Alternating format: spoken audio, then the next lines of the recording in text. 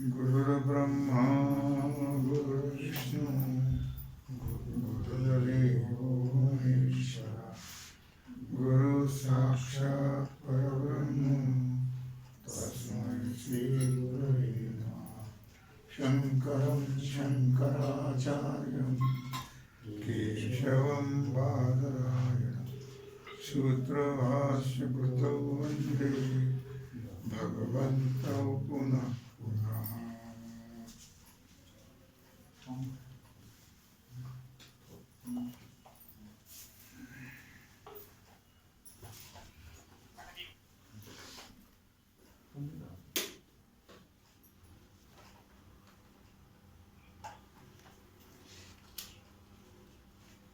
विचार सागर रहस्य तरंग चौथा हेडिंग 47 प्रमातृ चैतन्याचा विचार पाठ क्रमांक 44।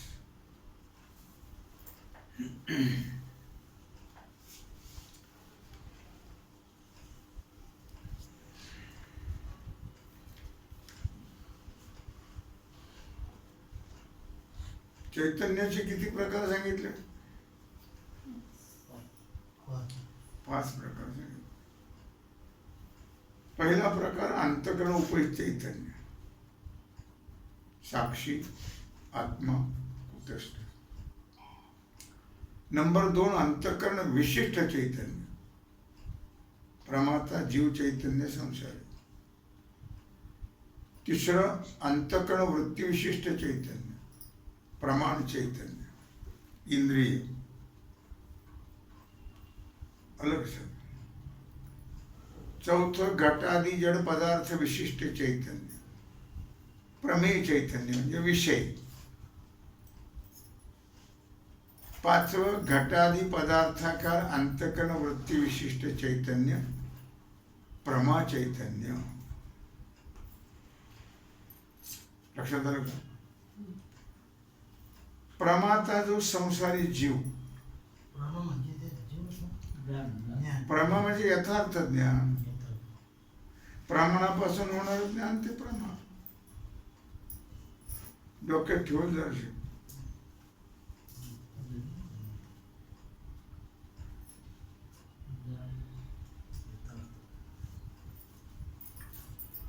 प्रमाता जो संसारी जीव, कळलं का? त्याचे अंतःकरण विशेषण आहे। अंतःकरण काय आहे? विशेषण आहे। कारण प्रमा त्याच्या स्वरूपामध्ये अंतःकरणाचा प्रवेश असून घटादी प्रमेय चैतन्याहून वेगळे करून दाखवते, म्हणून ते व्यावर्तक आहे। लक्षात आलं का? प्रमा त्याचे स्वरूपात अंतःकरणाचा प्रवेश आहे। अंतःकरणाशिवाय प्रमाता होऊच शकत नाही। अंतःकरणामध्ये पडलेलं जे प्रतिबिंब आहे कुटस्थाच, त्याला प्रमाता जीव किंवा आभास असं म्हटलेलं आहे। तेव्हा मग घटादी प्रमेय चैतन्याहून, प्रमेय म्हणजे विषय, त्याहून वेगळं करून दाखवते। कारण विशिष्ट चैतन्य वेगळं आणि प्रमेय चैतन्य वेगळं। विशिष्ट चैतन्य म्हणजे प्रमाता आणि प्रमेय चैतन्य म्हणजे विषय।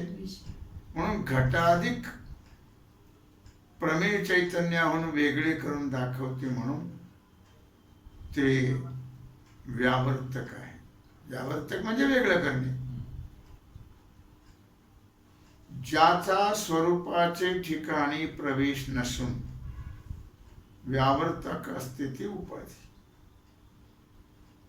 स्वरूपाच्या ठिकाणी प्रवेश नसून व्यावर्तक असते। उदाहरणार्थ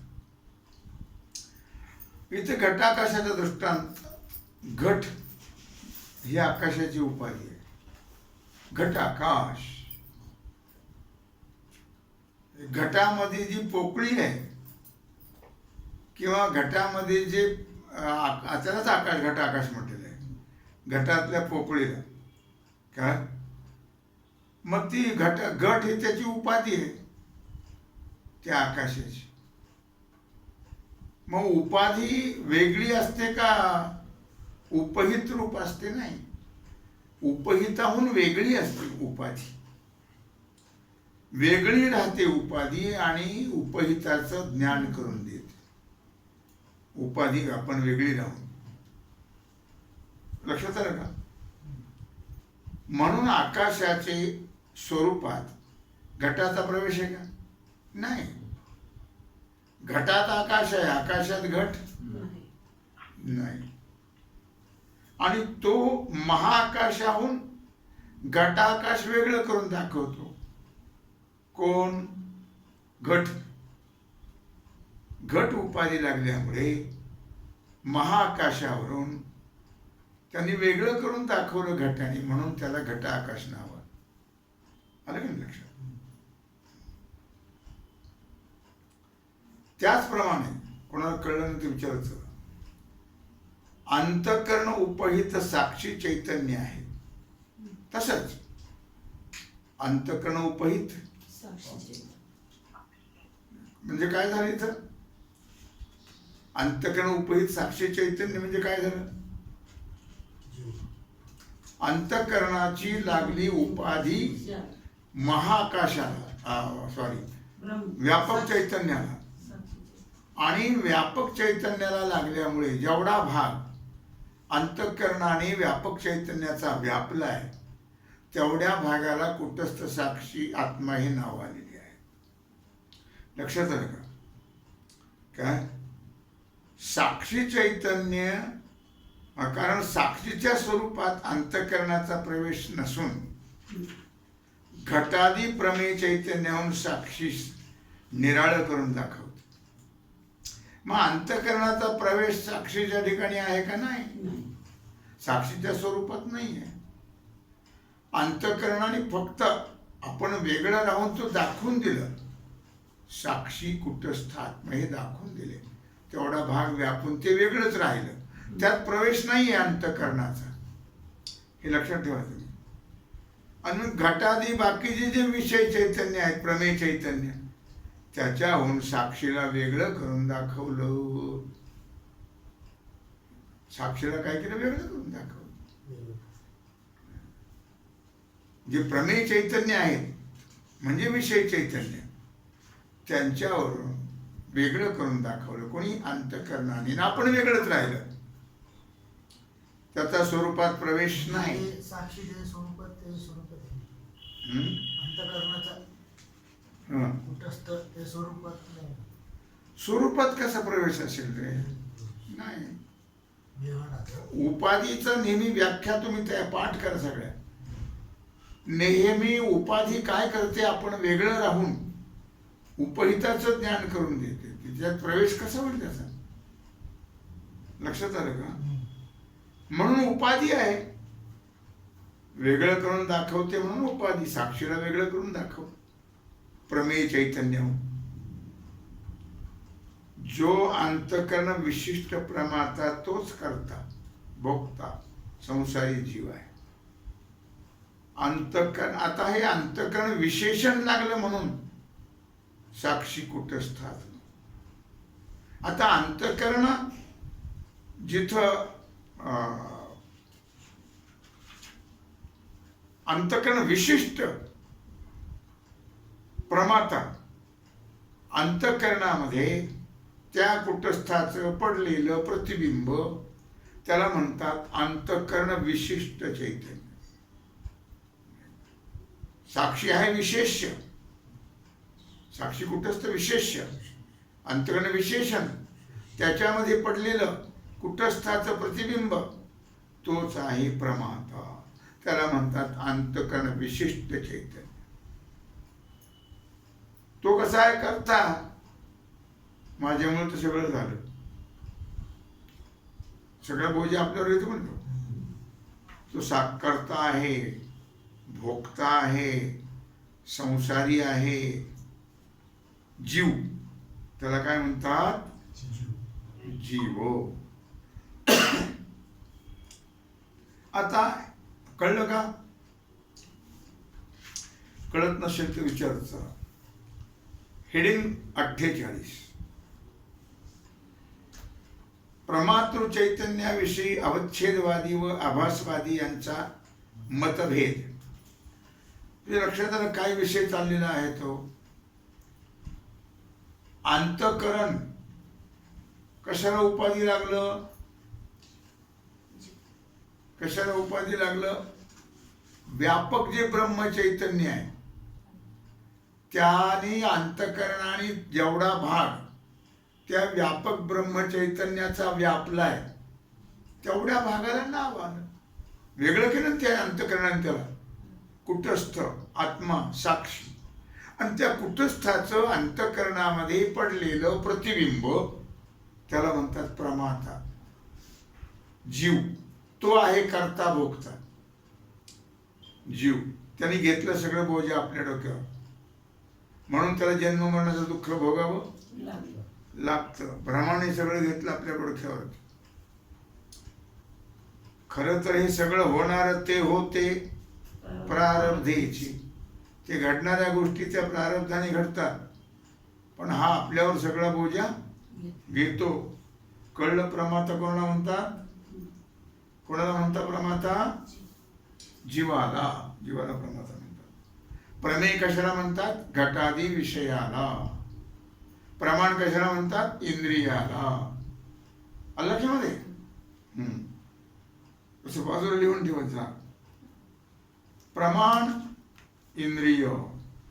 तिथं अंगठ्यापाशी असे मोकळे जागी लिहून ठेवायचे. प्रमाण म्हणजे इंद्रिय.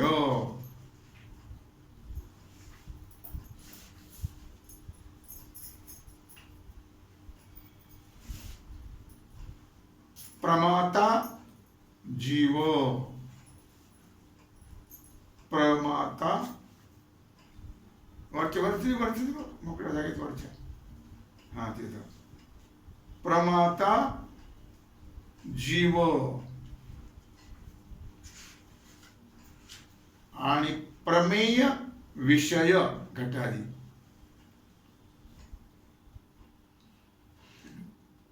गॅप पडल्यावर मग राहू दे. चला पुढे. आता 48 हेडिंग. प्रमातृ चैतन्याविषयी अवच्छेदवादी व आभासवादी यांचा मतभेद. लक्षात घ्या. आता व्यापक चैतन्यास फक्त अंतःकरण अवच्छेदक मानून त्याला जीव म्हणावं. व्यापक चैतन्य आहे की नाही, त्या व्यापक चैतन्याला कुटस्थ रूपाने कोणी वेगळं केलं? अंतःकरणाने वेगळं केलं.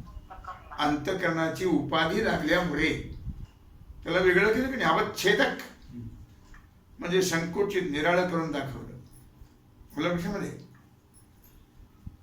त्याला जीव म्हणावं.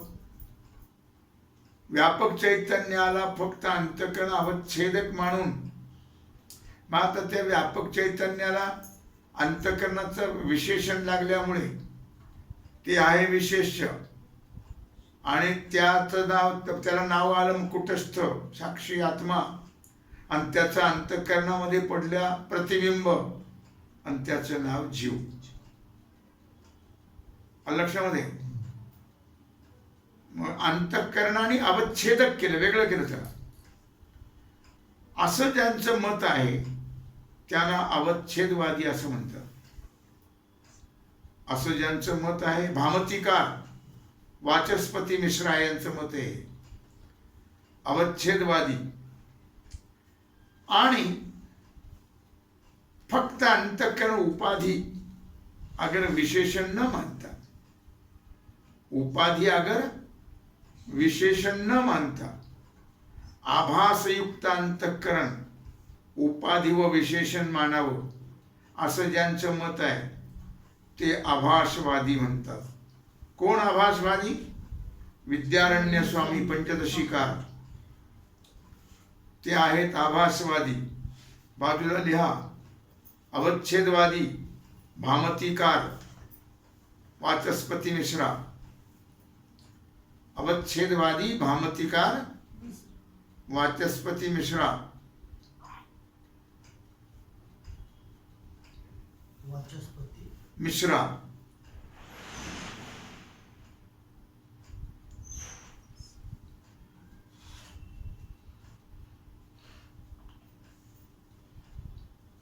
आभासवादी, आभासवादी विद्यारण्य स्वामी,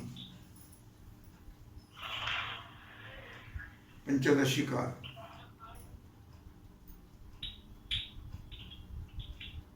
आता अवच्छेदवादी आणि आभासवादी हे दोन झाले की नाही. या पंचदशीकार या दोघांमध्ये फरक आहे. किती फरक आहे? एवढाच फरक आहे की अवच्छेदवादी चैतन्याला फक्त अंतकरण उपाधी व विशेषण मानतात. चैतन्याला अंतकरण उपाधी आणि विशेषण मानतात. आणि आभासवादी त्या अंतकरणात आभास जास्त मानतात. एवढंच. हे दोन तर मानतातच, पण आभास जास्त मानतात म्हणून ते आभासवादी. अंतकरणामध्ये आभास जास्त मानतात म्हणून आभासवादी. कोण आभासवादी? विद्यारण्य स्वामी. कोण अवच्छेदवादी? वाचस्पती मिश्रा. आता पण हे दोन्ही मतात विशेषणासहित चैतन्य जीव आहे. या दोन्ही मतात विशेषणासहित, विशेषण काय आहे? अंतःकरण. चैतन्य जीव आहे आणि तोच संसारी आहे. संसारी कुठंच नाही, साक्षी नाही, आत्मा नाही, ब्रह्म नाही. संसारी कोण आहे? जीव. लक्षामध्ये जोपर्यंत जीव आहे तोपर्यंत सुख दुःख पाप पुण्य सगळं डोकं आपल्या बडक्यावर घेतो.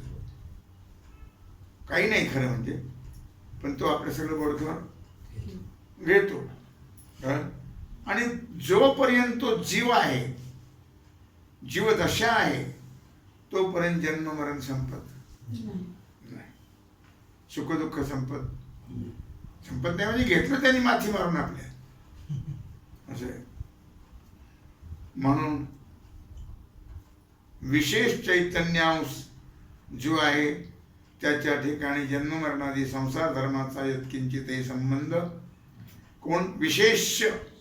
कुठस्थ आत्मा साक्षीच्या ठिकाणी जन्म नाही, मरण नाही, संसार धर्म नाही, काहीच नाही. ही गोष्ट दोन्ही पक्षास मान्य आहे. मग विचार करा तुम्ही आता, जर आपण ब्रह्मा आहो हे कळलं, यथार्थ तसं तर आता कळलं जे तुम्हाला, पण यथार्थ कळलं तर हे कुठलंच नाही. सुख नाही, दुःख नाही, पाप नाही, पुण्य नाही, जन्म नाही, मरण नाही, काहीच नाही. पण यथार्थ कुठे कळतं? शाब्दिक आहे. मी जर ब्रह्म नाही, मी ब्रह्म आहे असं म्हटलं तर मग मनुष्य आपल्याकडे तो यथार्थ अनुभवाने कळलं पाहिजे. मग त्याला काही नाही, तो जन्ममरण नाही त्याला. याच देही ह्याची डोळा भोगमुक्तीचा सोहळा. काय? पण ते निश्चय होत नाही. निश्चयावर हे सगळं. मी ब्रह्म आहे, ब्रह्म व्हायचं नाही आहे, फक्त निश्चय झाला पाहिजे. तो निश्चय होत नाही. आपण ते सगळं बाकीच घेतो ओढून आपल्याकडे आणि बाकीचाच विचार करत बसते. आलं लक्षामध्ये? आता हेडिंग 49. विशिष्टावर प्रतीत होणाऱ्या विशेषणाच्या आणि विशेष्याच्या धर्माचा व्यवहार भेद. विशिष्टावर प्रतीत होणाऱ्या, विशिष्ट काय? जीव. कळलं का? विशिष्ट काय आहे सुजाता? जीव. विशिष्ट विशेष कशाला म्हणतात? विशिष्ट अंतःकरणामध्ये पडलेलं कुटस्थाचं प्रतिबिंब त्याला म्हणतात अंतःकरण विशिष्ट जीव. आलं लक्षामध्ये? विशिष्टावर प्रतीत होणाऱ्या विशेषणाच्या, विशेषण कोण आहे? अंतःकरण. विशेष्याच्या, विशेष्य कोण आहे? साक्षी कुटस्थ आत्मा. विशेष्याच्या धर्माचा व्यवहार भेद. आता बघा, विशेष्य विशेषण विशिष्ट. विशेष्य विशेषण विशेष्य अधिक विशेषण बरोबर विशिष्ट. विशेष्य काय आहे? चैतन्य. कोणतं चैतन्य? कुटस्थ. विशेषण काय आहे? अंतःकरण बरोबर परमात्मा, प्रमाता जीव संसारी. लक्षात आलं का? किंवा आभास म्हणा त्याला. चैतन्य साक्षी, आत्मा कुटस्थ. अंतःकरण आणि प्रमाता, त्या अंतःकरणामध्ये पडलेलं कुटस्थाचं प्रतिबिंब त्याला प्रमाता जीव संसारी. विशिष्टाचे ठिकाणी प्रतीत होणाऱ्या धर्मात असा अनुभव आहे. काय? लक्षात घ्या.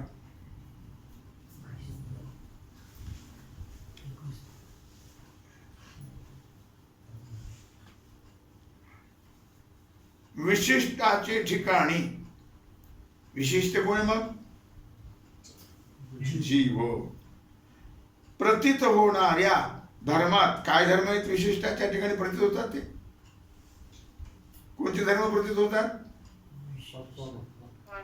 सुख दुःख संसार सगळं प्रतीत होत. असा होणाऱ्या धर्मात असा अनुभव आहे एक नंबर. कधी फक्त विशेषणाच्या धर्माची प्रतीती विशिष्टावर होते, कधी विशेषणाच्या धर्माची प्रतीती विशिष्टावर होते. सगळे विशेषणाचे धर्म आहेत अंतःकरणाचे, सूक्ष्म देहाचे. त्याची प्रतीती कशावर होती? विशिष्टावर. कशावर? जीवावर. नंबर 2, कधी विशेष्याच्या धर्माची प्रतीती विशिष्टावर होते. विशिष्ट कोण आहे? हा विशेष्य कोण आहे? आत्मा कुटस्थ साक्षी. त्याच्या धर्माची प्रतीती विशिष्टावर, विशिष्ट कोण आहे? जीवावर होते. आणि कधी कधी विशेष्य आणि विशेषण, विशेष्य कुटस्थ आत्मा साक्षी, विशेषण अंतःकरण, या दोघांच्या धर्माची प्रतीती विशिष्टावर होते, जीवाच्या ठिकाणी होते. लक्षामध्ये? आता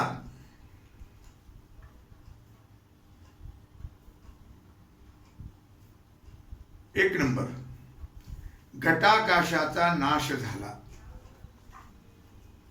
काय उदाहरण दिले? घटाकाशाचा नाश झाला. या वाक्यात विशेषण जो घट, विशेषण काय आहे? घट आहे. आणि विशिष्ट काय आहे? घटाकाश. आणि विशेष्य काय आहे? महाआकाश. त्याला काय म्हणावं? महाआकाश. तेव्हा या वाक्यामध्ये विशेषण जो घट, तो दोन्हीकडे लागतो. विशेष्याकडे लागतो, विशिष्टाकडे लागतो. घट अंतःकरण दोन्हीकडे लागतं. विशेष साक्षीकडे लागतं, विशिष्ट जीवाकडे लागतं. विशेष जे आकाश, त्याचा नाश होत, महाआकाशाचा नाश कसा होईल? विशेष आहे. असं असूनही विशेषणाच्या नाशाचा भ्रम विशिष्ट जे घटाकाश त्यावर दिसतो. घट फुटला, आकाश फुटलं, गेलं. आकाश कुठं जात असे, पण भ्रम होतो पण कशाचा? विशेषणाच्या नाश.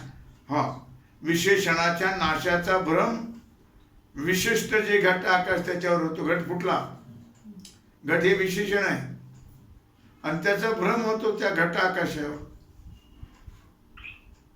का भ्रम? विशिष्ट जे घट आकाश त्याच्यावरती दिसतो. घट फुटला का आकाश फुटलं? घट फुटला आणि आकाश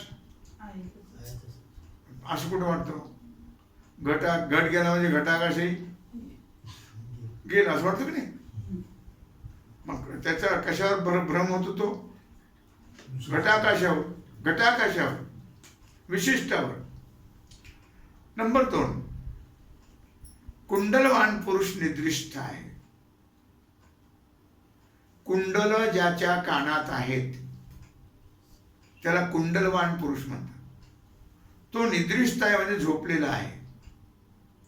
लक्षात घ्या, या वाक्यामध्ये कुंडल काय आहे? विशेषण. पुरुष काय आहे? विशेष्य. आणि कुंडलवान पुरुष काय आहे? विशिष्ट. लक्षात आलं सगळ्यांच्या? कुंडल आहे विशेषण, पुरुष आहे विशेष्य. कुंडलाने सगळ्या माणसातून त्याला वेगळं करून दाखवलं, त्या माणसाला, पुरुषाला. म्हणून पुरुष आहे विशेष्य, कुंडल आहे विशेषण आणि कुंडलवान पुरुष विशिष्ट आहे. त्यात विशेषणाच्या ठिकाणी निद्रा संभवते. कुंडल झोपतात कधी? नाही. ती विशेष जो पुरुष त्याच्या ठिकाणी संभवते निद्रा. पण विशिष्ट जो कुंडलवान पुरुष त्याच्या ठिकाणी दिसते. पुरुषाच्या ठिकाणी निद्रा आहे, पण विशिष्ट कुंडलवान पुरुष झोपला. कोणाच्या ठिकाणी दिसते? कुंडलवान पुरुषाच्या ठिकाणी. कुंडल काही झोपत नसतात. नंबर 3, शस्त्री युद्धात गेला. कोण गेला? शस्त्री. शस्त्री म्हणजे कोण? ज्याने आपल्या हातात शस्त्र धारण केलेला आहे असा कुठे गेला? युद्धामध्ये गेला. या वाक्यात विशेषण काय आहे? शस्त्र. व शस्त्र धारण करणारा पुरुष, पुरुष आहे विशेष्य आणि शस्त्री हे विशिष्ट आहे. शस्त्री म्हणजे शस्त्र धारण करणारा पुरुष. विशेषण काय आहे? शस्त्र, हत्यार. आणि विशेष्य काय आहे? पुरुष. आणि विशिष्ट काय आहे? शस्त्री. कळलं का? युद्धामध्ये जाणं, विशेषण विशेष्य या दोघांनाही घडतं. विशेषण, अरे कुंडल काय काढून ठेवले कानातच येत. आणि विशेष्य पुरुष हे दोन्ही गेले युद्धाला, कुंडल काढून ठेवलं नाही. आणि दोघांनाही घडतं युद्धाच्या. कुंडल आणि पुरुष, कुंडलवान पुरुष काय युद्धात गेला. त्याचप्रमाणे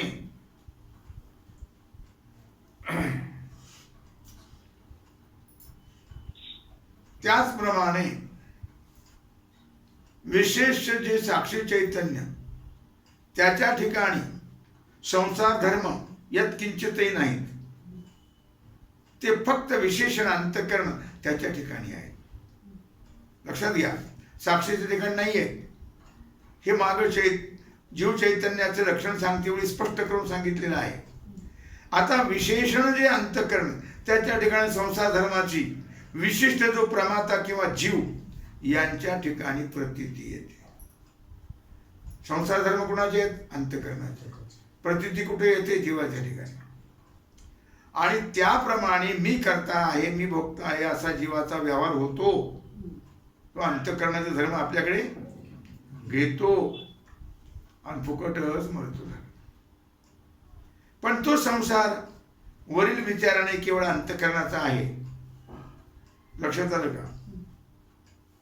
अंतःकरणाचा आहे, अधिष्ठान आत्मचैतन्याचा नाही आणि जीवाचाही नाही. या सिद्धांताचा मुमुक्षुने नित्य वारंवार वारंवार विचार करणे आवश्यक आहे. अशा प्रकारे झालेली सेवा भगवत चरणी समर्पित करून राहिलेला जो सेवेचा भाग आहे तो आपण उद्या पाहू. कुंडलिक वरदे हरी विठ्ठल श्री ज्ञानदेव सगळे म्हणत पंढरीनाथ भगवान की जय.